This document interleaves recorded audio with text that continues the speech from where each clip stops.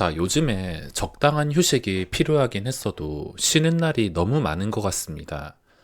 5월만 해도 벌써 3거래일이나 쉬고 다음 주 화요일은 6월 시작하자마자 또 쉬어야 됩니다. 쉬는 것도 중요하겠지만 역시 주식쟁이에게는 연속되는 휴식 시간은 너무 괴롭습니다.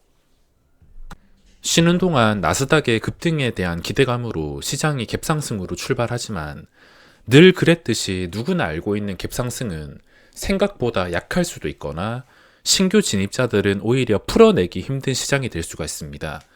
그래서 저는 이렇게 누구나 알고 있는 갭상승이 뜨는 날이면 시가에 새롭게 매수를 하는 게 아니라 오버나잇을 했던 주식들 가지고만 섬세하게 한우가라도 더 비싸게 팔기 위해서 거기에 모든 신경을 써줍니다. 만약에 주식을 들고 있지 않다면 그냥 갭상승이 뜨는 것을 멍하니 지켜볼 뿐. 그런 갭상승의 대가를 기대하고서 오버나잇을 한 사람들이 성공한 시장이기 때문에 당연히 주식을 들고 있지 않은데 억지로 무엇을 할 필요가 없습니다. 그게 갭상승 시장을 대응하는 방법인데 현재 반도체 대장인 삼성전자와 하이닉스가 쉬지 않고 상승이 나오고 있는데 우리나라 시장은 최근부터 왜 그러는지 2차전지도 그렇고 한번 방향을 잡았다 하면은 움직임의 중간이라는 게 없습니다. 중간을 다 생략하고 정도를 넘어서는 움직임이 나오는 것 같은데 하이닉스나 삼성전자가 정말 오랜 시간 동안 주가가 흘러오면서 최근 같은 각도로 상승한 적이 없었습니다. 물론 이 모든 작품은 말 하나마나 외국인의 작품이지만 중간을 생략하고 움직이는 게 좀 심해진 것 같습니다. 그래서 급하게 먹어서 체하는 것보다 꼭꼭 씹어서 오래 가는 길을 택하면 좋겠는데 급하게 먹으면 체하는 법이라는 것을 알기에 지금 반도체는 단기 과열 상태라 보시면 되겠습니다. 이 모든 판이 외국인이 짜여놓은 판이라 함부로 예상하는 것도 쓸모없는 일이긴 하지만 이 모든 유리한 위치를 외국인이 다 자리 잡고 있어서 불리한 위치와 과열 상태를 알고 계셔야 됩니다. 게다가 반도체가 최근 2차전지나 로봇, AI 같은 종목들보다는 수급면이나 종목의 무게감으로 봤을 땐 분명히 자유로움이 덜하기 때문에 반도체가 주도하는 장은 다소 지루하거나 광기까지 가는 게 아니라 단기간 달리기가 될 수가 있습니다. 현재 삼성전자가 다시 시장을 주도하고 있는데 최근에 프로그램이 하루에 1000만 주 매수가 들어올 때 눈치를 채서 써야 됐나 봅니다. 삼성전자를 보면 떠오르는 게 5만 전자에서도 안 사던 걸 왜 이제 와서 사라는 명언이 떠오릅니다. 이렇게 답이 나오다 보니까 정말 쉽게 보이는데 어쨌든 간에 지금 과정을 봤을 땐 5만원대 매수 기회가 정말 많았습니다. 근데도 이때 안 산 사람들이 지금 와가지고 사려고 한다는 것은 과거의 움직임을 한 번쯤은 생각을 해보셔야 됩니다. 지금은 그동안 힘들었던 분들, 5만전자에 사신 분들을 위한 잔치니까 저 같은 개미는 이제 와서 뭘 할 생각보다 가만히 구경만 하는 게 최선인 것 같습니다. 에코프로가 만약에 잘 되게 된다면 아마 지금의 삼성전자가 미래의 모습이 될 수도 있습니다. 시장에서 크게 주목을 받은 종목이 장기간에 아주 탄탄하게 자리를 잡으면서 휴식을 가져준다면 반드시 가격은 단기간이라도 오르게 되어 있다. 만약에 에코프로 같은 경우에도 지금은 당연히 시장에서 관심도가 떨어져서 주가가 황금선 밑에서 눌리고 있어서 여기서 한 단계 더 밀린다 하더라도 이상할 건 없습니다. 삼성전자도 9만원대에서 5만원 초반까지 밀릴 때 정말 잔인하게 무한 계단으로 끝까지 내려앉았을 때가 있었는데 에코프로도 여기서 계단이 나온다면 40만원 중반까지 단기간에 40만원 중반이나 좀 심하면은 40만원 초반대까지도 생각을 해볼 수가 있는데 만약에 삼성전자 같은 지금 그림을 원한다면은 나중에 시간이 몇 개월 지나가지고 뭐 길면 1년 정도 지나가지고 주가가 다시 저렇게 수직으로 오르기 위해선 좀 합리적인 가격이라 생각이 드는 것은, 단기간 반등을 노리고 들어가는 계획은 제가 최근에 설명드린 계획과 변함이 없는데, 진짜 이 주식을 장기간 들고 가면서 이런 결과를 맛보고 싶다 한다면은 저는 합리적인 가격이 평균 단가가 최소 45만원, 40만원 중반대 정도라고 생각을 하고 있습니다. 그래야지 나중에 계단식 하락이 이어지면서 최악의 상황이 온다 하더라도 기업의 내용을 믿고서 최악의 상황까지 끌고 가지 않게 버틸 수 있는 가격이 40만원 중반대라 생각을 하기 때문에, 지금 삼성전자의 모습이 나중에 에코프로 모습이 되면 좋겠습니다.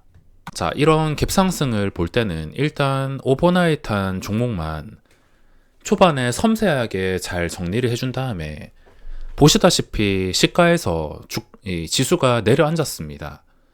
내려앉았기 때문에 어디까지 내려앉는지를 봐야 되는데, 보통은 이런 시장을 볼 때는 어디까지 내려앉는지 계속 기다리거나 아니면 내려앉다가 다시 시가를 돌파하는 원의 상승장이 나올 것 같은 그림이 나온다던가, 그때만 좀 안전하게 대응할 수 있는데, 저는 일단 어디까지 빠지는지 보고 그냥 계획했던 종목에서만 매매를 진행했습니다.